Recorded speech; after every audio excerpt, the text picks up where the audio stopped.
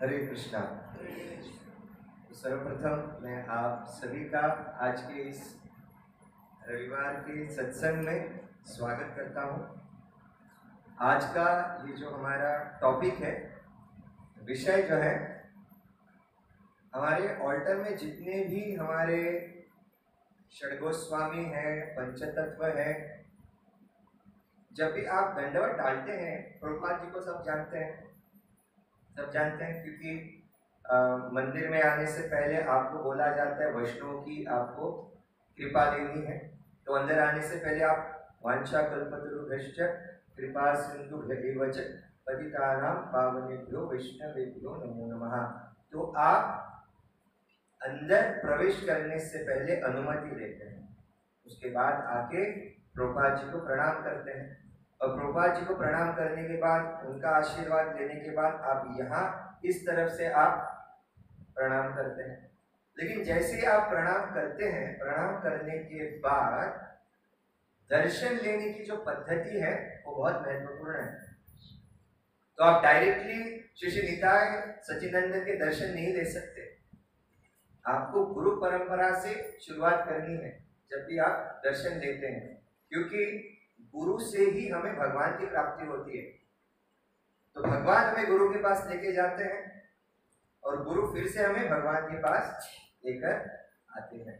तो जब हम आगे बैठते हैं, देखते हैं कि पहले यहाँ पे श्रीला प्रभुपाद है, उसके बाद भक्ति सिद्धांत सरस्वती ठाकुर है, उसके बाद कौन है, गौर किशोरदास बाबा जी हैं, भक्ति विनोद ठाकुर जी हैं और जगन्नाथ दास बाबा जी हैं। कितने लोग जानते हैं अभी मैंने जो नाम लिए हैं? ये जानना बहुत जरूरी है। जब हम यहाँ पे आते हैं, हम किसके सामने माथा टेकते पता होना चाहिए ना। उसके बाद थोड़ा आगे जाते हैं और देखते हैं षड गोस्वामी है। षड गोस्वामी श्री रूप सनातन भट्ट रघुनाथ श्री जीव गोपाल भट्ट दास रघुनाथ। जहाँ पे आपको इस साइड में जो 6 गोस्वामी दिखते हैं, दिख रहे हैं सबको? कितने लोगों को नहीं दिख रहे हैं? तो देखो, क्योंकि जब हम देखते हैं श्री रूप सनातन भट्ट रघुनाथ श्री जीव गोपाल भट्ट दास रघुनाथ, तो जब हम इन 6 गोस्वामियों के दर्शन लेते हैं, तो ये 6 जो गोस्वामी हैं वो कैसे जानते हैं आप? कि वे इस प्रकार के गोस्वामी हैं जिन्होंने भगवान को हमें दिया है। जब हम ऐसे वैष्णवों को षड्गोस्वामी को जानेंगे, उसके बाद हम ऊपर जाते हैं, पंच तत्व के दर्शन लेते हैं। जैसे आप मंदिर में आने के बाद दर्शन लेने की हमारी ये जो प्रक्रिया है, आपको जानना बहुत जरूरी है। उसके बाद हम आगे जाते हैं और देखते हैं चैतन्य महाप्रभु, जैसे हम पंच तत्व प्रणाम कहते हैं, जय श्री कृष्ण चैतन्य प्रभु नित्यानंद श्री अद्वैत गदाधर श्रीवासादि गौर भक्त। और उसके बाद इस साइड में आते हैं और देखते हैं प्रहलाद महाराज और नरसिंह भगवान। तो प्रहलाद महाराज के दर्शन लेने के बाद हम नरसिंह भगवान के दर्शन लेते हैं, सबको दिखाई दे रहे हैं। उसके बाद उनके बगल में है तुलसी महारानी। तो तुलसी महारानी के दर्शन लेने के बाद नित्यानंद प्रभु, उनका हम दर्शन लेते हैं। तो नित्यानंद प्रभु का दर्शन मतलब भगवान के दर्शन कैसे लेते हैं? चरणों से उनके मुख कमल तक। और उसके बाद हम दर्शन लेते हैं श्री श्री निताय हमारे गौरचंद्र जो हैं, गौरांग महाप्रभु के, उनके दर्शन लेते हैं। तो जब भी आप मंदिर आए तो इस क्रम को याद रखना, क्योंकि हमें ऐसा नहीं लगना चाहिए कि भक्ति कृत्रिम है। कृत्रिम मतलब क्या? यांत्रिक। आए ऐसे पैर पड़े, देवतुपा एक दचोपा सकाचो पावनु तो ऐसे जब हम करते हैं, तो जब हमें इन षड्गोस्वामियों की हमें कृपा मिलती है, तो भक्ति करने में आसान होता है। हम डायरेक्टली भगवान को अप्रोच नहीं कर सकते, हे भगवान मेरी रक्षा कीजिए कहने पर भगवान डायरेक्टली नहीं आएंगे। उससे पहले हमें क्या करना है, हमें गुरु तत्व की प्रार्थना करनी चाहिए। तो आज का ये जो चिड़ा दही महोत्सव है, तो बहुत सारे लोगों को ये नया टॉपिक है और ये क्या चल रहा है, इतने दिनों से कृष्ण कृष्ण कृष्ण का नाम सुन रहे हैं, आज अचानक से ये क्या हुआ। ये हमारी परंपरा का एक भाग है जहाँ पे चैतन्य चरितामृत, जैसे हम कहते हैं भगवत गीता, उसके बाद आता है श्रीमद् भागवत और उसके आगे आता है चैतन्य चरितामृत। तो भगवत गीता जो है वो ग्रेजुएशन है। जिस प्रकार से ग्रेजुएशन के लिए आपको क्या चाहिए होता है, डिग्री चाहिए होती है। ग्रेजुएशन के लिए 12वीं तक वो डिग्री आए तो आप ग्रेजुएशन कर सकते हैं। तो वो ग्रेजुएशन का जो टॉपिक है वो श्रीमद् भागवत है और पोस्ट ग्रेजुएशन का जो टॉपिक है वो श्री चैतन्य चरितामृत है। तो थोड़ा थोड़ा आपको नया लगेगा, लेकिन ये जानोगे तो होता क्या जानते हैं आप, तो डॉक्टर के पास चले जाने के बाद आपको डॉक्टर मेडिसिन देता है। अगर आप भी वो मेडिकल साइंस जान लोगे तो डॉक्टर की क्या बात है, एमआर लोग तो एमआर लोग तो बोलेंगे हमारे पेट पर आ गया। आप खुद के डॉक्टर नहीं बन सकते, आपको डॉक्टर के पास जाना पड़ता है। और डॉक्टर के पास अगर आप जाते हो तो डॉक्टर आपकी नाड़ी को चेक करता है, ये डायरेक्ट देता है आपको, औषधि देता है, पहले नाड़ी चेक करता है कि आप में क्या कमी है, क्या खाया।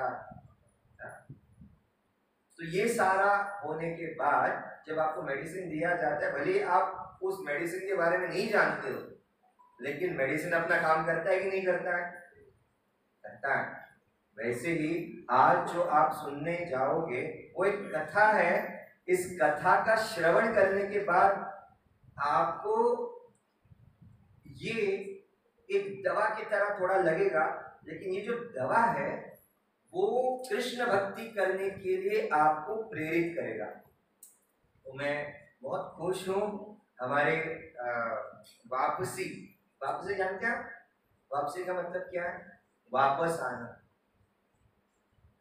जिसका हम बेसब्री से इंतजार कर रहे थे, है ना, जिसके लिए हमने रात दिन प्रार्थना की, जिसके लिए हम हमेशा भगवान के सामने रोते रहते थे, वो हमारे स्वप्नी प्रभु आए हैं। तो स्वप्नी प्रभु का हम स्वागत करें हमारे पारंपरिक पद्धति से 3 बार हरि बोल बोल के। हरि बोल, हरि बोल, हरि बोल। स्वप्नी प्रभु आने जाने वाले सभी भक्तों को कहते हैं कृष्ण का नाम लो और हेलमेट पहनो। केवल कृष्ण का नाम लेने से नहीं होता है, जो प्रिकॉशन है वो लेनी पड़ती है ना। बहुत बहुत खुश है हम प्रभु जी, आप यहाँ पे आए, वी आर सो हैप्पी। तो आज का ये जो है चिड़ा दही महोत्सव, चिड़ा का मतलब जानते हैं पोहा, दही तो सब जानते हैं, तो उस पोहे को चिड़ा में मतलब दही में डालते हैं, सोक करते हैं। तो आज भगवान की प्रसाद में चिड़ा दही है, आपको पता चलेगा चिड़ा दही और दूध चिड़ा क्या होता है। दूध चिड़ा मतलब दूध में पोहा को, पोहे में दही को, दोनों मिक्स नहीं करेंगे, दोनों अलग से आपको दिए जाएंगे। तो दंड का ये त्योहार माना जाता है। तो आप सोच सकते हैं कि दंड त्योहार का मतलब क्या है, दंड का भी त्योहार होता है क्या, किसी को दंड दिया, पनिशमेंट दिया तो सेलिब्रेट करते, चलो इसमें जेल, इसको जेल हुआ तो सेलिब्रेट करते हैं। तो दंड देने का भी त्योहार होता है इस्कॉन में। तो ये दंड किसे मिला, क्यों मिला, और इस दंड देने के पीछे कारण क्या था। तो जैसे हमने बताया कि हमारे जो षडगोस्वामी हैं, इन षडगोस्वामी में से 3 जो षडगोस्वामी हैं, जीव गोस्वामी, सनातन गोस्वामी और रूप गोस्वामी, ये कर्नाटक से, मतलब ज्यादा से ज्यादा जो है वो दक्षिण भारत से। दक्षिण भारत जानते हैं आप, साउथ इंडिया। तो साउथ इंडिया जो कर्नाटका है, वहां पर कौन कौन है, जीव गोस्वामी, सनातन गोस्वामी और रूप गोस्वामी। और उनके आगे जो है रघुनाथ भट्ट गोस्वामी, ये है उत्तर प्रदेश से। और एक ही ऐसे गोस्वामी है जो बंगाल से हैं, वो है रघुनाथ दास गोस्वामी। तो ऐसे जो हमारे षड गोस्वामी हैं, उनके सामने आकर जब हम प्रार्थना करते हैं तो हमारी कृष्ण भक्ति और प्रेरित होती है, हम आगे बढ़ने में ये हमारी सहायता करते हैं। तो बताया जाता है चैतन्य महाप्रभु और नित्यानंद प्रभु। अब ये कौन है जानते हैं आप, चैतन्य महाप्रभु और नित्यानंद प्रभु? ये हमारे जो अर्चा विग्रह है, जिनको हम बलराम और कृष्ण कहते हैं, है ना। इस साइड में जिनका मोर पंख नहीं है वो कौन है? नित्यानंद प्रभु, जो बलराम जी हैं। और इस साइड में जो मोर पंख लगे हुए हैं वो है स्वयं साक्षात भगवान कृष्ण, जिसको हम चैतन्य महाप्रभु बोलते हैं। तो ये चैतन्य महाप्रभु और नित्यानंद प्रभु चंद्र के समान है, और चंद्र की जो किरणें हमें मिलती है वो है ये षड गोस्वामी। और ये षड गोस्वामी क्या करते हैं? उनकी किरणें भक्ति के माध्यम से हमें देती है, उससे हमारा क्या होता है? कृष्ण प्रेम उदोदित होता है। यहाँ तक सब मेरे समझ में आ रहा है सबको? तो कृष्ण प्रेम देने का कार्य कौन कर रहा है? षड गोस्वामी। और चंद्रमा के समान कौन है? चैतन्य महाप्रभु और नित्यानंद प्रभु।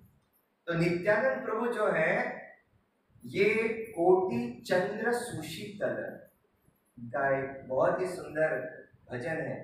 नितापद कमल कोटि चंद्र सुशीतल। तो जिस प्रकार से चंद्रमा शीतलता देता है, और शीतलता देने के बाद उन खाने में क्या देते हैं? वो स्वाद देता है। बहुत सारे लोग कोजागिरी पूर्णिमा के दिन ऊपर खीर रखते हैं, स्वीट रखते हैं। क्यों रखते हैं? क्यों रखते हैं बताइए? ताकि चंद्रमा की जो किरणें हैं वो उस खीर में आए, और ये औषधि है जिसे खाने से हम मजबूत बन जाते हैं। तो कोजागिरी पूर्णिमा का ये जो चंद्रमा है, उस चंद्रमा के इस उदय से उनकी किरणें इस खाने में आती है और वो खाना स्वादिष्ट बनता है। वैसे ही चैतन्य महाप्रभु, नित्यानंद प्रभु ये चंद्रमा के समान है। उनसे आने वाली ये जो किरणें हैं वो ये षड गोस्वामी है, और ये षड गोस्वामी हमें शीतलता कैसे प्रदान करते हैं? कृष्ण भक्ति हमें प्रदान करके। बहुत सिंपल लॉजिक में आपको समझा रहा हूं, ऐसे ऐसे और ऐसे। आगे जब हम देखते हैं ये षड गोस्वामी करते क्या है हमारे जीवन में, ये षड गोस्वामी हमारे जीवन में भक्ति में रुचि बढ़ाते हैं, कृष्ण भक्ति में रुचि बढ़ाते हैं। कैसे?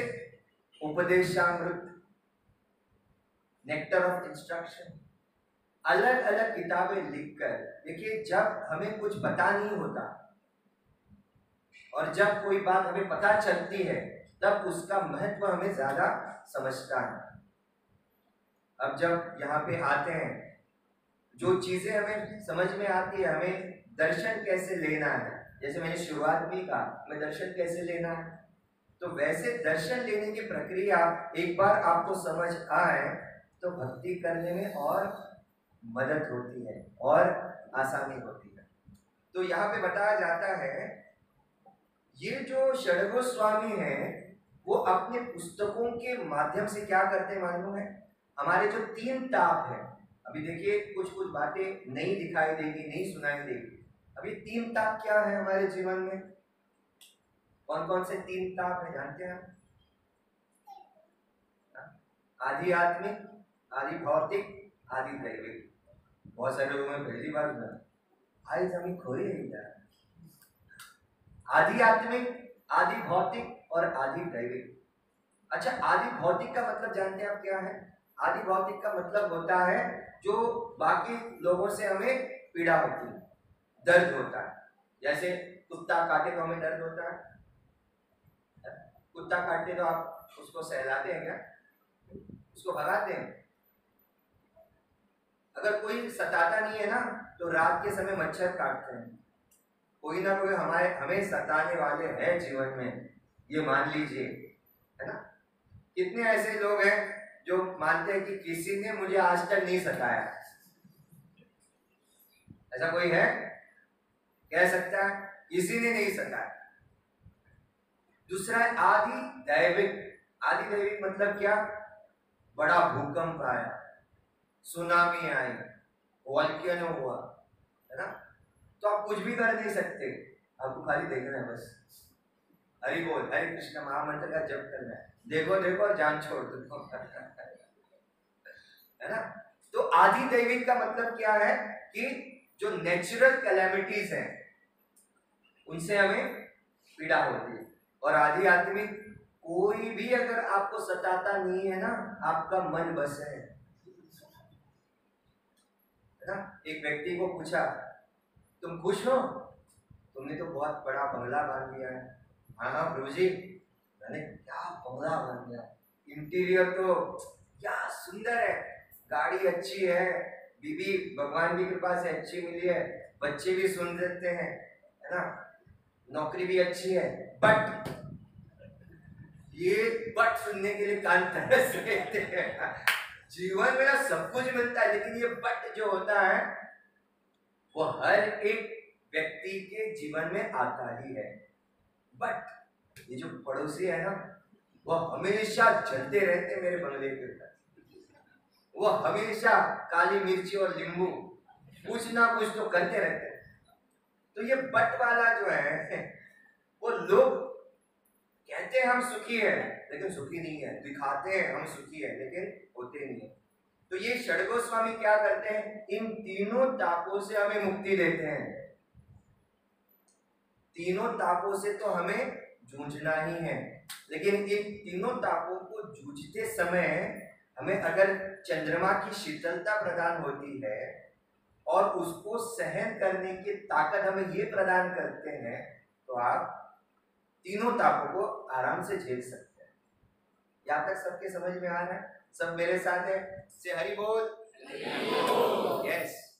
तो बिजली जाए या आए, हम रुकने वाले तो है नहीं। हाँ?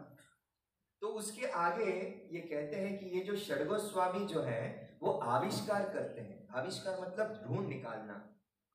जैसे वृंदावन में इन षडगोस्वामी ने क्या किया कि ढूंढ ढूंढकर उन जगह को जहां पे श्री कृष्ण राधिका ने अपनी लीलाएं की थी, जैसे जैसे वहां पे हम देखते हैं कि राधा गोविंद जी मंदिर है, मदन मोहन मंदिर है, इन सारी मंदिरों की खोज जो है वो इन गोस्वामियों में की थी। और राधा कुंड और श्याम कुंड, इनकी खोज जो है वो रघुनाथ दास गोस्वामी ने की है। तो जिनकी हम आज कथा सुनने जा रहे हैं, उनके बारे में जब हमें मालूम पड़ेगा ना, तो उनकी कथा के बारे में, उनके जीवन के बारे में जानना और क्या क्यूरियोसिटी बढ़ाएगी। जिजीविषा, जीने की इच्छा, जानने की इच्छा, जिज्ञासा, इसको हम कहते हैं। और ये जो षडगोस्वामी हैं, ये हमारी भक्ति में प्रगति करने के लिए हमारी मदद करते हैं। तो इनके कृपा के बिना हमारी भक्ति यानी यांत्रिक है। यांत्रिक मतलब क्या? मैकेनिकल, कृत्रिम, आर्टिफिशियल। जैसे बहुत सारे लोगों को आदत क्या है, क्या लोगों को आदत है, मंदिर के सामने जाएंगे, हॉर्न बजाएंगे, अपने मुंह पर तमाचा मारेंगे, देवा तुप्पाओ, अंदर नहीं जाएंगे, देवा तुका आव पहिले आव तुका पैता कसो हॉर्न मार पिक पिक। तो ये पिक पिक, तो लाइफ जब आपका एंड होगा ना, तो ये पिक पिक क्या करेगा, आपका जो बीपी पिक पिक पिक पिक पिक पिक पिक वो रहता है ना, अस्पताल में रहता है ना, आपका अगर वो ऑक्सीजन और आपकी लाइफ लाइन अगर चलती नहीं है तो पिक पिक पिक पिक पिक पिक पिक, everything is finished and you are no more. इससे अच्छा है बाइक, उसको कंपनी ने साइड स्टैंड दिया है, कार को हैंड ब्रेक दिया है, गियर में डालो, पार्क करो, भगवान का दर्शन लो, शांति से करो दर्शन, ताकि ऐसे कुछ ना हो जाए। जब हम ऐसी परिस्थिति में आ जाते हैं ना, तो भगवान की भक्ति करने में और मजा आता है। कृत्रिमता हमारे जीवन में that will not help। कृत्रिमता ना कुछ पल के लिए होती है, हमें भक्ति करनी है। और ये कैसी भक्ति है? लाइफ लॉन्ग भक्ति। जैसे हम कहते हैं ना, इसके हम लाइफ लॉन्ग मेंबर हैं, जब भी जाओ हमें कुछ ना कुछ तो ऑफर मिलती ही रहती है ना। जैसे हमारे प्रभु जी हैं मिलिट्री प्रभु जी, हरे कृष्णा, वो अपनी अटेंडेंस लगा दें, हरि बोल मैं मिलिट्री, तो उनको बहुत सारे ऑफर है, सरकार की ओर से बहुत कुछ मिलता है उनको, तो वो खुश नहीं है। वो खुश कहाँ है? नित्यानंद सच्चिदानंद के दर्शन पाने में। तो ये बहुत जरूरी है कि जीवन में किसे आपको महत्व देना है, सभी सुविधाओं को महत्व देना है, या फिर जहाँ पे भगवान ने हमें सुविधा जिस प्रकार से दी है वो भक्ति की सुविधा, जिससे हम कृष्ण भक्ति लोगों तक प्रचार प्रसार कर सके। और यही कृत्रिमता निकालने के लिए षड गोस्वामी हमारे जीवन में आए हैं। तो उस कृत्रिमता से हमें निकालना है। और निताई सेविनी माता जी हमेशा कहती हैं कि आज तक हमारे माँ बाप ने हमें भगवान के सामने क्या मांगना है ठीक से सिखाया ही नहीं। जब हम भगवान के सामने जाते हैं, हम कहते हैं देवाकडे वच मरे माग, बुद्धी दी, बरो व्हडलो पैसो दी, व्हडली गाडी दी, सगळे कितें ते व्हडले दी। तो माता जी कहते you just go in front of the lord, भगवान के सामने जाओ और कहो thank you for whatever you have given to me. आपने जो कुछ भी दिया है ना, I am very much grateful to you. आप अपने आप को, और जो लोग 3 टाइम का खाना नहीं खा सकते, उनको नहीं मिलता, देखो अपने आप को, एटलीस्ट मिलता तो है। उन लोगों को देखो जो पहनने के लिए कपड़े नहीं है, हमारे पास तो कितने सारे हैं। बहुत सारे बच्चे सैंडल्स के लिए रट लगाते हैं, शूज के लिए रट लगाते हैं। उन पैरों को देखो जो पैरे बिस्लरी के बोतल को अपने पैरों में डाल के घूमते हैं। तो इसीलिए we should be very grateful for what we have in our life. If you are not grateful then you are a great fool. अगर आप भगवान की कृतज्ञ नहीं हो तो आप बहुत बड़े कृतज्ञ हो। कृतज्ञ और कृतज्ञ में क्या अंतर है? कृतज्ञ जो उपकार मानता है, जानता है ये भगवान ने दिया है, और कृतज्ञ यानी कौन? जो सारे किए हुए उपकारों को भूल गया है। इसलिए इन उपकारों को याद रखते हुए ये जो षड गोस्वामी है हमारे जीवन में आए हैं कृष्ण भक्ति का प्रकाश उदय लेके, जिससे हम ये जान जाएं कि कृष्ण भक्ति करनी कैसी है। तो रघुनाथ दास गोस्वामी बंगाल के थे। आप पूरा ध्यान देकर सुनिए, कहानी अभी शुरू होती है। तो रघुनाथ दास गोस्वामी जो है वो बंगाल से थे, बड़े धनी परिवार से थे, है ना। वे इतने धनी थे कि उनके पिता, उनका इनकम था 5 लाख सोने की मोहर। क्या? 5 लाख। उस समय 1495 मतलब 1494 की ये बात है। और उस वक्त कितना सोना? 5 लाख सोने की मोहर। और उनके पिता जो है उनका नाम है गोवर्धन मजूमदार, और उनके काका है हिरण्य मजूमदार। ये जो थे दोनों टैक्स कलेक्टर थे। कौन थे? Tax collector. और ये कितना टैक्स कलेक्ट करते थे? 20 लाख सोने की मोहरें लोगों से। 20 लाख सोने की मोहरें कलेक्ट करते थे। 15 लाख मोहरें जो है वो सरकार को देते थे, और 5 लाख मोहरें अपने पास रखते थे। मतलब इनके पास इतनी मोहरें थी कि उनको गिनने के लिए भी समय नहीं था। हम क्या बोलेंगे, थोड़ी मोहरे हम पे दो तो हम गिन गिन के हमारी तिजोरी में भर सकते हैं, है ना। तो इतने वो धनी थे। लेकिन जिसके पास ज्यादा पैसा होता है ना, वो मनुष्य सोचता है मुझे भगवान की क्यों आवश्यकता है। जिसके पास ज्यादा पैसा होता है वो कहता है मेरे पास तो सब कुछ है, मैं धन दौलत ऐश्वर्य से भरा पड़ा हूं, सुख सुविधाएं सब कुछ है, ऐशो आराम की जिंदगी में आराम से तो ऐसे ही गुजार रहा हूं, तो मुझे क्यों चाहिए भगवान। लेकिन इनके जीवन में ऐसा नहीं है। उनके जीवन में भगवान कैसे आते हैं, भक्तों की वजह से। इसलिए ना जो भी अमीर व्यक्ति है उनके जीवन में भक्त का होना बहुत जरूरी है, नहीं तो वो अपने जीवन से जीवन के मार्ग को, जीवन के लक्ष्य को भूल जाते हैं। और जीवन का लक्ष्य क्या है, कृष्ण भक्ति प्राप्त करना। और कृष्ण भक्ति हमें प्राप्त कैसे होती है, भक्तों के संग से।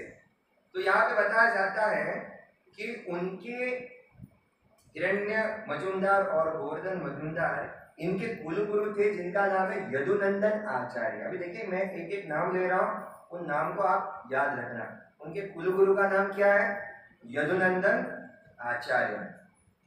यदुनंदन आचार्य जो थे वो अद्वैत आचार्य के शिष्य थे। अब यहाँ पे हमारे दिखते हैं पंचतत्व में अद्वैत आचार्य हैं, सफेद दाढ़ी में। ये जो अद्वैत आचार्य जो थे, बताया जाता है कि अद्वैत आचार्य के करीबी शिष्य थे यदुनंदन आचार्य, और यदुनंदन आचार्य के करीबी दोस्त थे वासुदेव दत्त। वासुदेव दत्त के बारे में अगर बोला जाए, वासुदेव दत्त जो है वो प्रहलाद महाराज के ही एक अवतार है, जो हमेशा कहते हैं कि बाकी सब लोगों के दुख जो है वो मुझे दीजिए और बाकी लोगों को पाप से मुक्त कर कर भगवत धाम भेज दीजिए। तो ऐसे यदुनंदन आचार्य के दोस्त कौन है, वासुदेव दत्त, इतने करुणादायी। अब देखिए रघुनाथ दास गोस्वामी का पूरा परिवार जो है वो एक्सॉल्टेड डिवोटी के इर्द गिर्द है, इसलिए रघुनाथ दास गोस्वामी को कृष्ण प्रेम जल्दी मिला। तो यदुनंदन आचार्य उनके कुल गुरु, कुल गुरु मतलब जानते हैं आप, कुल के गुरु, मतलब वो उनकी जो डीटी रहती है, डीटी मतलब अर्चा विग्रह, मूर्ति की पूजा करते हैं, है ना। तो ऐसे यदुनंदन आचार्य जो है वो अद्वैत आचार्य के शिष्य थे।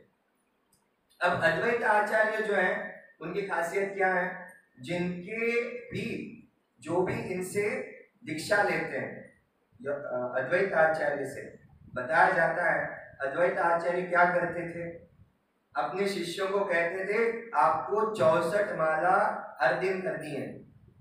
अभी वो कैसी करनी है, मान लीजिए उनके 4 शिष्य हैं, वो क्या करते थे, उन चारों शिष्यों को एक साथ बिठाते थे और उनकी जो शिखाएं हैं एक दूसरे को बांधते थे। जब तक 64 माला नहीं होती तब तक उठना नहीं है, प्रसाद नहीं मिलेगा।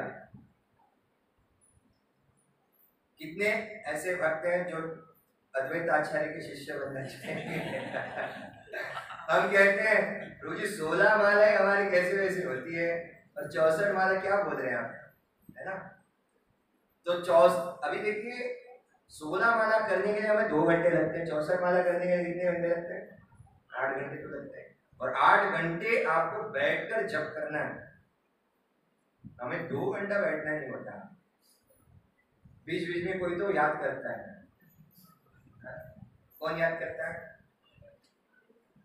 जो हमारी पास में है, टिंग टिंग करती रहती है, सताती रहती है, बहुत खतरा रहता है।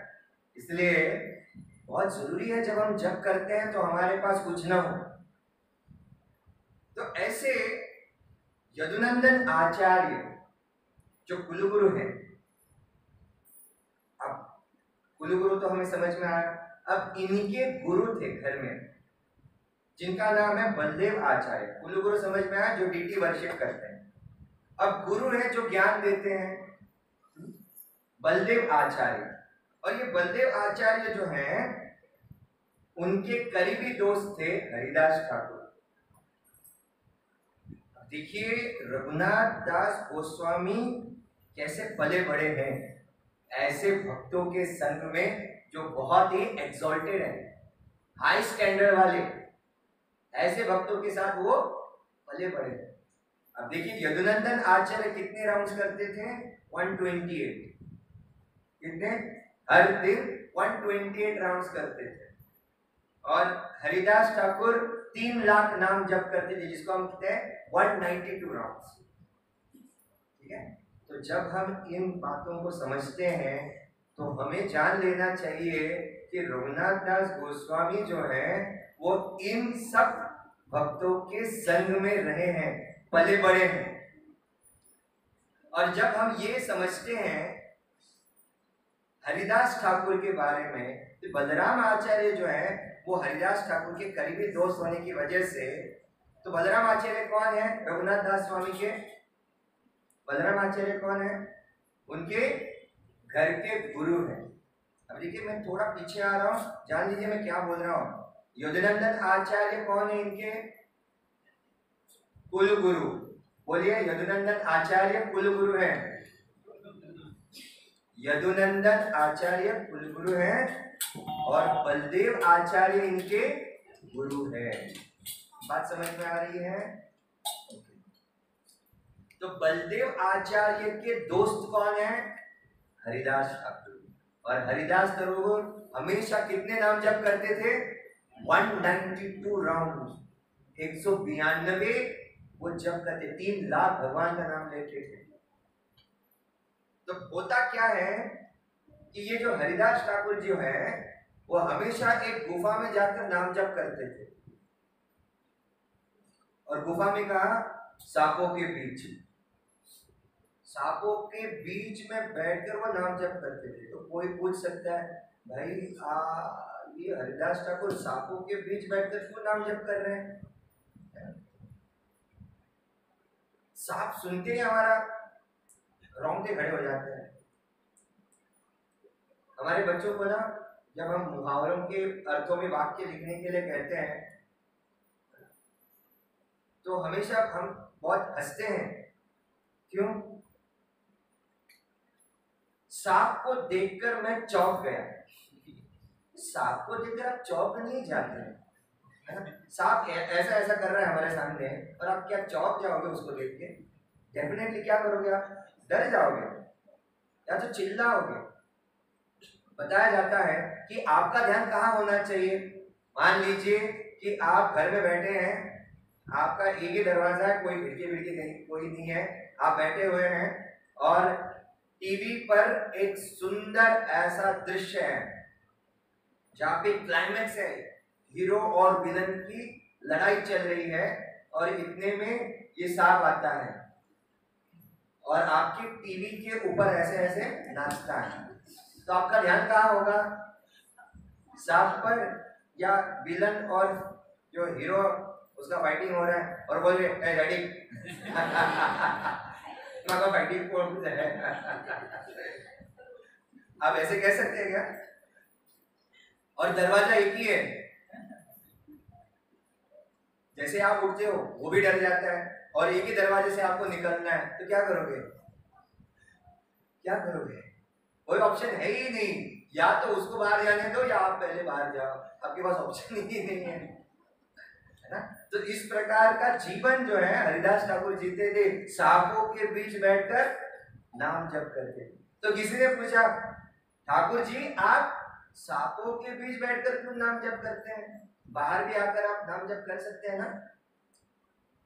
तो ठाकुर जी ने कहा, देखिए ईर्ष्यालु मनुष्य के सामने आकर जप करने से अच्छा है मैं विषारी सांपों के बीच बैठकर जप करूं। ईर्ष्यालु जो व्यक्ति रहते हैं वो बार बार डसते रहते हैं। सांप तो एक बार डसेगा। ईर्ष्यालु लोगों के पास मैं जा जाके बाकी सारी चीजों को नहीं सुनना चाहता, इसलिए मैं खुश हूं। और ये हरिदास ठाकुर क्या करते थे कि माधुकरी वगैरह नहीं मांगते थे, भिक्षा वगैरह नहीं मांगते थे, जो मिला वो मिला, नहीं मिला वो भूखे रहते थे। भगवान का नाम जप में हमेशा निरंतर बैठे रहते थे। तो कोई आया तो दिया तो खुश, नहीं दिया तो भगवान का नाम चालू। हमारा उल्टा है, पहले दो बाद में भगवान का नाम लेंगे, है ना। पहले हम कहते ना, पहली पोटोबा नंतर विठोबा। विठोबा पाहिजेच, पण विठोबा कधी पोट भरल्यानंतर। खाली पेट भजन नहीं होता, पहले भोजन बाद में भजन। तो बताया जाता है कि ऐसे कैसे संभव है कि वो गुफा में है, कि लोगों को कैसे पता चलता है उनको कुछ मिला नहीं है, ऐसे कैसे संभव हो सकता है। तो ये संभव है। तो कुछ साल पहले गोवर्धन परिक्रमा वृंदावन में चंद्रशेखर बाबा नाम के निम्बार्क संप्रदाय के एक साधु रहा करते थे। तो गोवर्धन परिक्रमा जब आप करते हो ना, तो बीच बीच में अलग अलग सीक्रेट रास्ते हैं जहां पर आप सीक्रेटली आप वहां पे वो परिक्रमा कर सकते हैं। तो उस गुफा में चंद्रशेखर बाबा नाम के निम्बार्क संप्रदाय, जैसे 4 संप्रदाय हैं, श्री संप्रदाय, मध्व संप्रदाय और निम्बार्क संप्रदाय। ऐसे संप्रदाय में से ये जो चंद्रशेखर बाबा थे वो माधुकरी मांगने के लिए जाते थे। और ये कैसे है, उनके पास एक ही कोपिन थी और ये कोपिन पहनकर जाते थे और 1 घंटे के बाद आकर प्रसाद करते थे और अपना नाम जप करते थे। अब होता क्या है, बहुत दिनों के बाद एक ही कोपिन उन्होंने इस्तेमाल करने की वजह से उसके धागे निकल गए, वो फट गए। अब नग्न अवस्था में मैं बाहर जाके भिक्षा तो नहीं मांग सकता, तो इसलिए बैठकर वो नाम जप करने लगे। मैं जा ही नहीं सकता, तो 5 दिन तक वो नाम जप करते रहे। लज्जा के मारे बाहर गए भी नहीं, भूखे भी हैं और भगवान का नाम जप भी कर रहे हैं। तो 5 दिन के बाद कोई तो आता है और कहता है कि ये लीजिए आपकी कोपिन, आपके कपड़े और ये प्रसाद। तो चंद्रशेखर बाबा ने पूछा, इतने बड़े गोवर्धन में, ऐसे बीच वाले ऐसे गुफा में आपको कैसे मालूम पड़ा कि मैं यहाँ पे जप कर रहा हूं? तो ये उत्तर बहुत ही महत्वपूर्ण है। वो कहने लगे, एक है बरसाना की किशोरी लाडली, वो आई और कहने लगी चंद्रशेखर बाबा जो है 5 दिन से भूखे हैं, तो उनको ये कपड़ा और ये प्रसाद लेके जाओ। तो वो आ गए, उन्होंने दिया, मैं आपको दे रहा हूं, आप इसको ग्रहण कीजिए। तो अगर रिसेंटली अगर ये चीजें हो सकती है, तो 500 साल पहले गुफा में जाकर कोई उनको क्यों नहीं दे सकता, जो भगवान के नाम में हमेशा रत रहता है। स्मर्तव्यम सततम विष्णु विस्मर्तव्यम न जातचित, 24/7 वो भगवान का नाम जप करते रहते हैं, तो उनका भगवान ख्याल क्यों नहीं रखेंगे। तो बहुत बार लोग कहते हैं कि आप हरे कृष्णा करते हो, अगर अस्पताल में कोई है, कोमा में है, भगवान का नाम नहीं ले सकता, तो क्या कर सकते हैं आप? उदाहरण हमारे सामने है। We have actual example in front of us. Everybody was chanting the holy name. तो भगवान कहते हैं, अगर वो भक्त मुझे याद नहीं कर सकता उस स्थिति में, तो मैं उसको याद करता हूं। क्यों? क्योंकि इतने सालों तक उसने मुझे याद किया, तो ये मेरा फर्ज है कि मैं अब अपना फर्ज निभाऊं कि उसको मैं याद करूं। तो यहाँ पर ऐसे हरिदास ठाकुर, यदुनंदन आचार्य, बलदेव आचार्य, ऐसे लोगों के साथ रघुनाथ दास गोस्वामी पले बड़े हैं। मैं आपको ऐसे घुमा फिरा कर लेके आ रहा हूँ उसी कहानी की ओर। और हरिदास ठाकुर जो है उनको 22 मार्केट प्लेस में पीटा गया। क्यों? क्योंकि वो अल्लाह का नाम नहीं ले रहे थे, कृष्ण का नाम ले रहे थे। हरिदास ठाकुर मुसलमान थे और उनको बोला गया अल्लाह का नाम लो, कृष्ण का नाम छोड़ दो। उन्होंने कहा मेरे रग रग में कृष्ण बसे हुए हैं, मेरे अगर आपने टुकड़े भी किए ना, उन टुकड़ों में से भी कृष्ण का नाम ही आएगा। अल्लाह का नाम तो बहुत दूर है, अल्लाह है, मैं ना नहीं कह रहा हूं, लेकिन मैंने अपना हृदय किसको दिया है? भगवान कृष्ण को दिया है। तो 22 मार्केट प्लेस में आप देखिए, कोड़े मिलना इतना आसान नहीं है। कोड़े मतलब जानते हैं?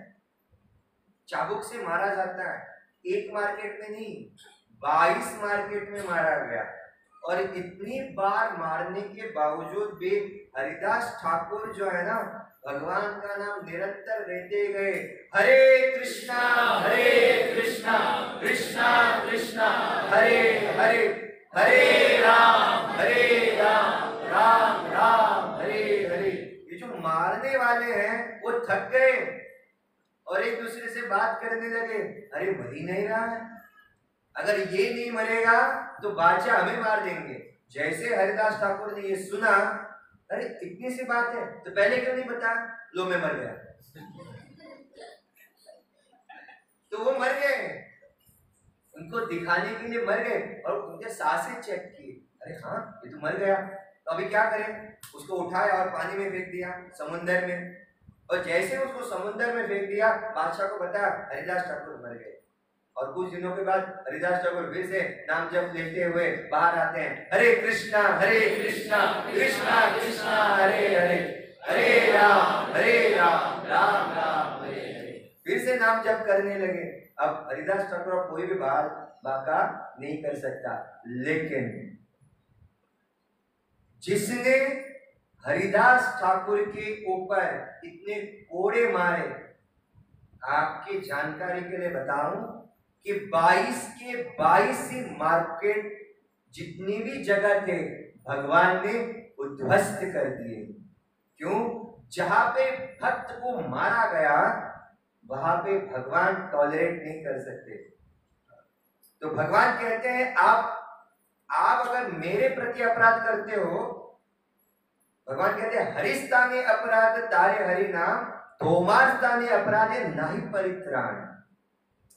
अगर आप मेरे नाम के प्रति, मेरे प्रति अपराध करते हो ना, तो मैं आपको माफ करता हूं, लेकिन अगर आपने मेरे भक्त के प्रति अपराध किया तो मैं किसी को नहीं छोड़ता। जैसे सुनामी आती है, कौन अच्छा कौन बुरा कुछ नहीं देखती, सबको उठा के लेके जाती है। तो भगवान भी वैसे हैं। 22 मार्केट प्लेस में मेरे भक्त को मारा है, मार्केट प्लेस को ही उड़ा दिया। Everything is finished. So Krishna is like that. और आपकी जानकारी के लिए बताऊं कि जितना भी ये कोड़े हरिदास ठाकुर के ऊपर लगते थे, लेकिन दाग जो है वो चैतन्य महाप्रभु के पीठ पर आते थे। इतनी भक्ति हरिदास ठाकुर की थी। ऐसे हरिदास ठाकुर के साथ रघुनाथ दास गोस्वामी जाया करते थे। और एक बार होता क्या है, हरिदास ठाकुर और बलदेव आचार्य कहते हैं रघुनाथ को, चलो हम शांतिपुर जाते हैं, हमने सुना है कि चैतन्य महाप्रभु आए हैं। और चैतन्य महाप्रभु जी ने खटवांग में संन्यास लिया था और संन्यास लेने के बाद उनको वृंदावन में जाना था। लेकिन नित्यानंद प्रभु क्या करते हैं, छल कपट से फंसाकर उनको शांतिपुर लेके आते हैं। और शांतिपुर आने के बाद अद्वैत आचार्य के यहाँ चैतन्य महाप्रभु रहते हैं। और चैतन्य महाप्रभु के पास रघुनाथ दास हरिदास ठाकुर आते हैं। तो जैसे ही रघुनाथ दास वहां पे आते हैं, होता क्या है, चैतन्य महाप्रभु की पर्सनल सेवा करने का मौका रघुनाथ जी को मिलती है। और वो उन दिनों में क्या करता है, उनकी सेवा करता है, उनकी प्लेट भक्तों को देना, उनके पैरों की मसाज करना, उनका उच्चिष्ट महाप्रसाद खाना।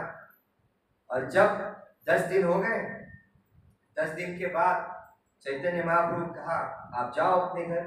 तो रघुनाथ दास गोस्वामी कहने लगे मैं आपको छोड़कर नहीं जाना चाहता, मुझे आप ही के साथ रहना, आप ही के साथ जाना है। तो चैतन्य महाप्रभु ने कहा सही समय आएगा तब आना। तो आ गए घर पे। तो जैसे ही वो घर पे आ गए, देखिए जब बच्चे छोटे रहते हैं हरे कृष्णा का महामंत्र जप करते हैं ना, तो माँ बाप को अच्छा लगता है, देखो मेरा बेटा कितना हरे कृष्णा महामंत्र का जप करता है। इतनी कम उम्र में महामंत्र का जप करना इतना आसान नहीं है। लेकिन जैसे जैसे बड़ा होने लगता है, हरे कृष्ण महामंत्र का थोड़ा ज्यादा सीरियसली लेने लगता है, तो माँ बाप को टेंशन होता है, अरे कुछ ज्यादा ही सीरियस हो रहा है ये लड़का कुछ ज्यादा ही सीरियस हो गया। अब ब्रह्मचारी हो गया तो ब्रह्मचारी हो गया तो ये धन दौलत किसको है ना? उसी के लिए तो कमाया है। अगर ये धन दौलत नहीं पाएगा तो ये धन दौलत किसको देनी है फिर?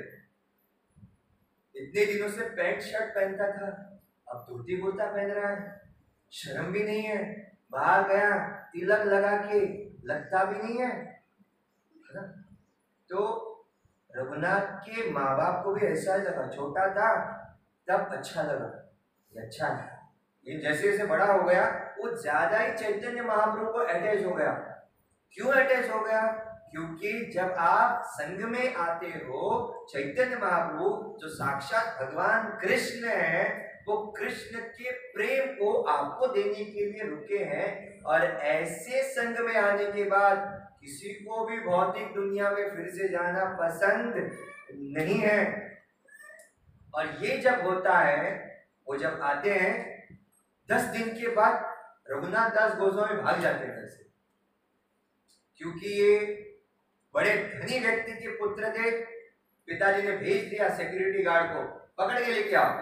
देखा तो चैतन्य महाप्रभु के पास गया, पकड़ के लेके आया, फिर से सिक्योरिटी, टाइट सिक्योरिटी, उसको कौन सी सिक्योरिटी बोलते हैं? Z+ सिक्योरिटी Z+ सिक्योरिटी, जाना नहीं है। तो रघुनाथ दास गोस्वामी कहने लगे मुझे जाना है चैतन्य महाप्रभु के पास। क्यों?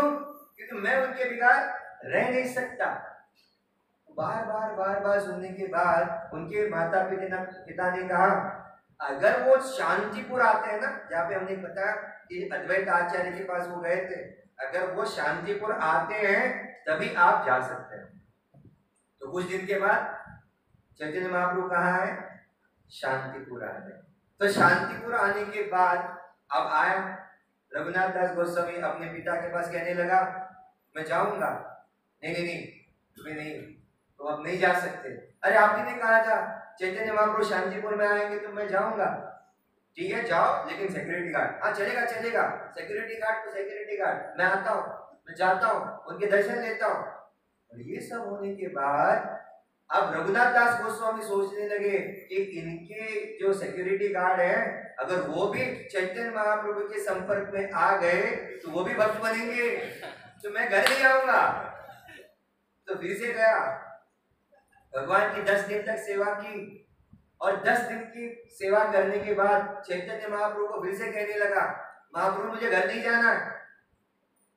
तो महाप्रभु कहने लगे ये तुम मरकट वैरागी की तरफ बातें मत करो। अब ये मरकट वैरागी क्या मतलब है इसका? मरकट का मतलब होता है बंदर। बंदर बाहरी तौर तरीके से दिखता है, वो वैरागी है, कपड़े परिधान नहीं करता, एक जगह पे एक पेड़ पर नहीं रुकता, ऐसा बताता है कि मैं वैरागी हूं। लेकिन अंदर उसके भोग करने की इच्छा बहुत होती है। ऐसे लोगों को क्या कहते हैं? मरकट वैराग्य। ये मरकट वैराग्य मत करो, ऐसा रघुनाथ दास गोस्वामी को क्यों कहा? क्योंकि ये बार बार भाग रहा है, इसलिए उसके माथे पर जिम्मेदारी दी, उसकी शादी कर दी, है ना। कुछ माँ बाप ऐसे होते हैं कि हमारे हाथ से जा रहे हैं तो चलो इसकी शादी करते हैं। एक बार जिम्मेदारी आ गई तो क्या होगा?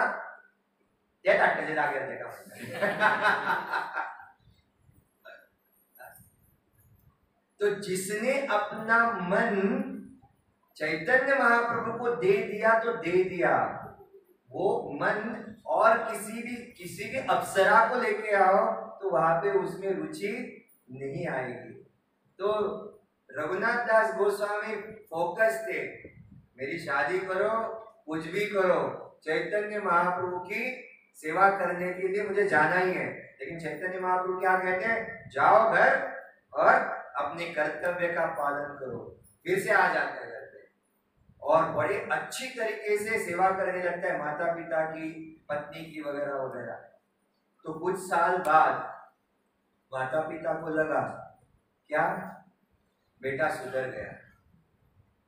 देखिए भगवान के भक्त जो होते हैं ना, बाहर से दिखाते हैं मैं आपके साथ हूं, लेकिन मन ही मन भगवान के पास जाना है, भगवान के पास जाना है, भगवान के पास जाना है।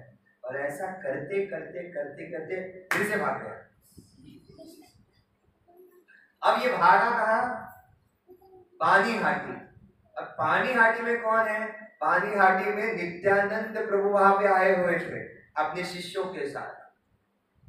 तो नित्यानंद प्रभु जो है साक्षात बताया जाता है कि कोटि चंद्र सुशीतल, कोटि चंद्रमा के जैसे दिखने वाले ये नित्यानंद प्रभु का दर्शन किसने पाया, रघुनाथ दास गोस्वामी। भागते गए नित्यानंद प्रभु को दूर से देखा। दूर से क्यों देखा, क्योंकि वो अपने मन ही मन कहने लगे मैं इतना पापी हूं, मैं पापी क्यों हूं, मेरे पास इतना धन क्यों है। अगर धन नहीं होता तो चैतन्य महाप्रभु की कृपा मुझ पर होती। तो मैं इतना पापी हूं कि मैं नित्यानंद प्रभु के पास जाके दर्शन भी नहीं देख सकता। तो इसने दूर से दंडवत करा। तो बताया जाता है वैष्णव के दंडवत करने के 3 प्रकार हैं। ध्यान से सुनो क्या प्रकार है। पहला है, अगर आपने दूर से वैष्णव को देखा, उसने अगर आपको नहीं देखा, फिर भी आपको उसको दंडवत डालना है। दूसरा, आपने उसको देखा, उसने आपको देखा, तो एक दूसरे को दंडवत डालेगा। तीसरा, पास जाके दंडवत डाले। पता चला 3 तरह के दंडवत होते हैं। दूर से भक्त को देखा तो जहां हो वहां पर आपको दंडवत डालना है। उसने आपको देखा, आपने उसको देखा, तो आपको दंडवत डालना है। और उसके बाद तीसरा, पास में आकर दंडवत डालना है। तो नित्यानंद प्रभु जो है अपने शिष्यों के साथ व्यस्त थे। तो एक कोई उनका सेवक आकर कहता है, हे नित्यानंद प्रभु देखो देखो, ये रघुनाथ जो है चोरी छिपे आपका दर्शन ले रहा है। तो नित्यानंद प्रभु ने देखा, हाँ ये तो गोवर्धन मजुमदार का लड़का है, जाओ जाओ पकड़ो उसे, चोर चोर चोर चोर। अब कहने लगे इतने करोड़ों अरबों का ये जो संपत्ति का मालिक रघुनाथ दास गोस्वामी, उसको चोर क्यों कहा। नित्यानंद प्रभु कहते हैं कि ये चैतन्य महाप्रभु जो है मेरी प्रॉपर्टी है, बिना मेरी अनुमति के वो चैतन्य महाप्रभु के दर्शन नहीं पा सकता। तो उसको पकड़ के लेके आ जाओ। तो उसको पकड़ के लेके आते हैं और कहते हैं रघुनाथ दास गोस्वामी से कि तुम चोर हो, तुमने क्या चोरी करने का प्रयास किया है, मेरे चैतन्य महाप्रभु को चोरने का प्रयास किया है, तो मैं आपको दंड देता हूं। तब ये अपना मुंह नीचे डालते हुए कहने लगे, बोलिए अब मैं दंड देने के प्रभावी हूं, तो आप मुझे दंड दीजिए, जो भी दंड देना चाहते मैं स्वीकार करने के लिए तैयार हूं। तो कहने लगे आपको क्या करना है, यहाँ पे जितने भी वैष्णव मौजूद हैं उन सबको प्रसाद बांटना है। हरि बोल, प्रसाद बांटना है। ऐसा सुना, और इतनी सी बात। और प्रसाद में क्या बांटना है, चिड़ा, दही, दूध और चिड़ा। इतना सिंपल। अरे कुछ तो थोड़ा कुछ भक्त होते हैं जहाँ बड़े बड़े मंदिरों में प्रसाद स्पॉन्सर करते हैं, और प्रसाद स्पॉन्सर करने के बाद कहते हैं ना सबको अच्छा प्रसाद मिलना है, पूरी होनी चाहिए, रोटी होनी चाहिए, मालपुआ होना चाहिए, गुलाब जामुन होना चाहिए, लोगों को पता चले अरे आज का स्पॉन्सर कौन है किसने स्पॉन्सर किया। ये भी बहुत खतरनाक होता है भक्ति में। आप भगवान की भक्ति करना चाहते हो ना, तो दिल खोल के लीजिए, लेकिन किसी को मालूम ना पड़े कि ये आप हो। अगर आप भगवान की भक्ति करना चाहते हो ना, तो आप दिल खोल के लीजिए, मालूम नहीं होना चाहिए कि ये आप हो। तो रघुनाथ दास गोस्वामी ऐसे थे, किसी को मालूम नहीं पड़ा कौन क्या कर रहा है, तो अपने सेवकों को भेज दिया, जाओ मार्केट में जाओ, जितना भी चिड़ा है, जितना भी खोआ है लेके आ जाओ, जितना भी दही है लेके आ जाओ, जितना भी दूध है लेके आ जाओ। और जैसे जैसे खबर फैली कि गंगा किनारे नित्यानंद प्रभु आए हुए हैं और वहां पे भीड़ लगी है, क्यों? प्रसाद के लिए। कुछ मंदिरों में भी होता है ना, भजन के वक्त कोई नहीं होता है,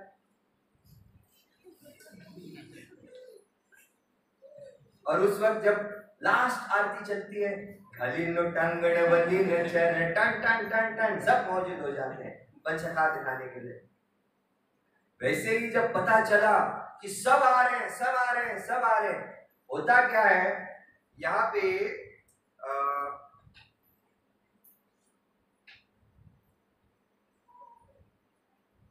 राघव पंडित नित्यानंद प्रभु के लिए प्रसाद बनाने के लिए गए थे, और उनको बोला था कि जैसे प्रसाद हो गया ना, आप आ जाओ, मैं आ जाऊंगा प्रसाद देने के लिए।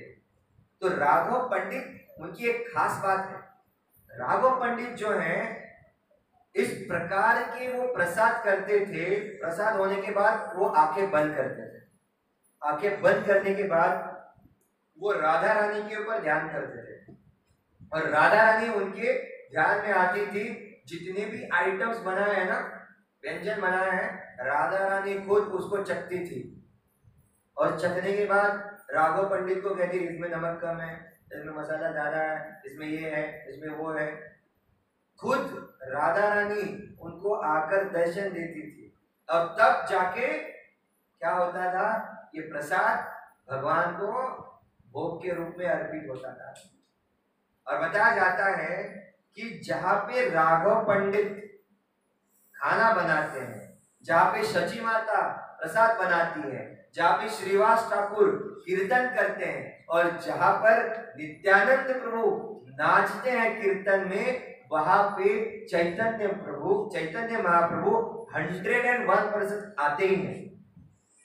इसीलिए राघव पंडित आकर देखते हैं कि सारे के सारे लोग जो हैं उनको ना 2-2 मटके दिए थे, एक में दूध चिड़ा और दूसरे में चिड़ा दे, तो 2-2 मटके लेकर लोग बैठे थे, और देखा कि सारी जगह जो है वो भर गई है।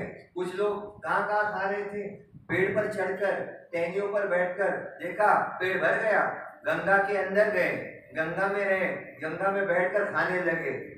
इतना सब कुछ चिड़ा दही का महामहोत्सव हो गया कि चैतन्य महाप्रभु नित्यानंद प्रभु के बुलाने से आ जाते हैं। किसी को चैतन्य महाप्रभु नहीं दिखते, केवल नित्यानंद प्रभु को दिखते हैं, और दोनों एक दूसरे को खिला रहे हैं। अब नित्यानंद प्रभु खा रहे हैं, दिखाई दे रहा है, लेकिन नित्यानंद प्रभु किसको खिला रहे हैं, किसी को नहीं दिखाई दे रहा है, तो दोनों नाच रहे हैं। और ऐसी कृपा जो है, होता क्या है, रघुनाथ दास गोस्वामी को मिलती है। तो चैतन्य महाप्रभु वहां से आकर चले जाते हैं। दूसरे दिन होता क्या है, नित्यानंद प्रभु रघुनाथ दास गोस्वामी को बुलाते हैं अपने पास, और खुद अपना चरण उनके माथे पर रख देते हैं, और सारे वैष्णवों को कहते हैं कि सारे वैष्णव रघुनाथ दास गोस्वामी को आशीर्वाद दीजिए कि जल्द ही इसको श्री चैतन्य महाप्रभु का दर्शन हो जाए। और सभी ने कहा हरि बोल, हरि बोल, हरि बोल। और चिड़ा दे खाते खाते कहने लगे हरि हरि हरि हरि हरि हरि हरि हरि। तो ये सब होने के बाद तात्पर्य क्या है इस कहानी का? तात्पर्य इतना ही है कि जब आपको नित्यानंद प्रभु की कृपा होगी, तभी आपको चैतन्य महाप्रभु के दर्शन मिलेंगे। इसलिए जब भी भगवान को आपको अप्रोच करना है, भगवान के पास जाना है, सबसे पहले कृपा किसकी होनी चाहिए? नित्यानंद प्रभु की। और नित्यानंद प्रभु की कृपा किससे मिलती है? हमारे षड गोस्वामी की। और हमारे षड गोस्वामी की कृपा किससे मिलती है? हमारे आचार्यों से। तो जैसे मैंने शुरुआत में कहा था, जैसे हम नीचे से ऊपर गए थे, ऊपर से फिर से नीचे आ गए। इसलिए जब भी हम दर्शन लेते हैं, मैं और एक बार आपको कहता हूँ, पहले हम श्रीला प्रभुपाद के दर्शन लेते हैं, उसके बाद भक्ति सिद्धांत सरस्वती ठाकुर, उसके बाद भक्ति विनोद ठाकुर, उसके बाद गौर किशोरदास बाबा जी, उसके बाद जगन्नाथ दास बाबा जी। ऊपर थोड़ा जाते हैं तो षड गोस्वामी, श्री रूप सनातन भट्ट रघुनाथ, श्री जीव गोपाल भट्ट दास रघुनाथ, षड गोस्वामी के दर्शन लेते हैं। थोड़ा ऊपर जाते हैं तो पंच तत्व के दर्शन लेते हैं। जय श्री कृष्ण चैतन्य प्रभु नित्यानंद, श्री अद्वैत गदाधर श्रीवासादि गौर भक्त वृंद, प्रहलाद महाराज के दर्शन, नरसिंह भगवान के दर्शन, तुलसी महारानी के दर्शन, नित्यानंद प्रभु के दर्शन और चैतन्य महाप्रभु के दर्शन लेते हैं। जब भी घर भी जाते हैं ना, देखिए ये भी प्रक्रिया है। घर से निकलने के बाद जब आप मंदिर आते हैं, मंदिर में आप प्रभुपाद के दर्शन लेते हैं, बाद में अर्चा विग्रह के दर्शन लेते हैं, बाद में आप जाते जाते भगवान को टाटा बाय बाय करते हैं, भगवान मैं जा रहा हूँ ना, तो भगवान के दर्शन फिर से लेते हैं, फिर से वही स्टैंडर्ड, वही प्रक्रिया आप करते हैं, और बाद में फिर से प्रभुपाद के दर्शन लेते हैं, और बाद में वैष्णव को कहते हैं हरे कृष्णा प्रभु जी, अब मैं निकलता हूँ, मेरे लिए प्रार्थना कीजिए, मैं आपके लिए प्रार्थना करूंगा कि हम सब भक्ति में आगे प्रगति करते रहें। रघुनाथ दास गोस्वामी की, श्री चैतन्य महाप्रभु की, नित्यानंद प्रभु की, निताई गौर प्रेमानंदे।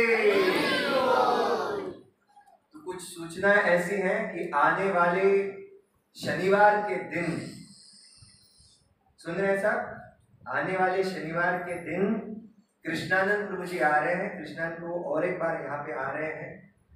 तो प्रभु जी बहुत खुश हैं मोरजिम के भक्तों से। वो कहते हैं मोरजिम का सेंटर मुझे बहुत पसंद आया, मोरजिम के भक्त मुझे पसंद आए, तो मैं बार बार आना चाहता हूँ। तो 29 तारीख को डिटेल्स आपको बता दिए जाएंगे। 29 तारीख को शाम को, शनिवार है, शाम को प्रोग्राम होगा, और रविवार के दिन वो चाहते हैं सुबह मंगलारती होने के बाद, जो जब 5-10 बजे से 12 बजे तक कृष्णानंद प्रभु के साथ, जब रविवार के दिन जो भी भक्त उस दिन उपलब्ध हैं, मैं आपसे अनुरोध करता हूं कि आप जरूर ये लाभ उठाइए, क्योंकि ऐसे भक्तों का संग बहुत दुर्लभ है, बार बार नहीं आता। और जो भक्त खुद आता हूं ऐसा कहते हैं, तो हमें हमारी, देखिए वो बंबई से आते हैं, हमें एटलीस्ट शिवलिंग से मोरजिम में आना है पारसेम से, हरमल से, बांद्रेम से, पुरवरिम से, जहां से हमें आना है। क्यों? बंबई से तो जाना है। तो राधा गोपीनाथ मंदिर के ये वरिष्ठ भक्त हैं, हालांकि ये सन्यासी ही हैं कृष्णानंद प्रभु, तो उनके साथ जप करना तो अलग आनंद है। तो उन्होंने बताया भी है, भक्तों को ना भूखा मत रखो, मतलब 5 बजे अगर उनको बिठाओगे तो बीच में थोड़ा प्रसाद भी दो। हाँ, थोड़ा प्रसाद भी देंगे उनको, तो प्रसाद भी आपको मिलेगा। तो हमें घर जाने से पहले अपना संख्या दीजिए, कोई आएगा अपना नाम दीजिए, क्योंकि कृष्णानंद प्रभु जब एक बार क्लास शुरू करते हैं, जिस प्रकार से उनकी वाणी है, वही हमारा कृष्ण भक्ति में आगे बढ़ने का एक अच्छा क्या है कृष्ण भक्ति में आगे बढ़ने का एक क्या है, सुनहरा मौका है। तो जरूर कृष्णानंद प्रभु का आप संग लीजिए, हमें एक साथ आना है। मंगल आरती के लिए ट्राई कीजिए 30 तारीख को जितना हो सके। 4:30 बजे हमारी मंगल आरती होती है। 5:10 बजे से जप शुरू होगा और 5:10 से 12 बजे तक जब भी जप होगा और बीच में थोड़ा बहुत प्रसाद रहेगा। हरे कृष्णा।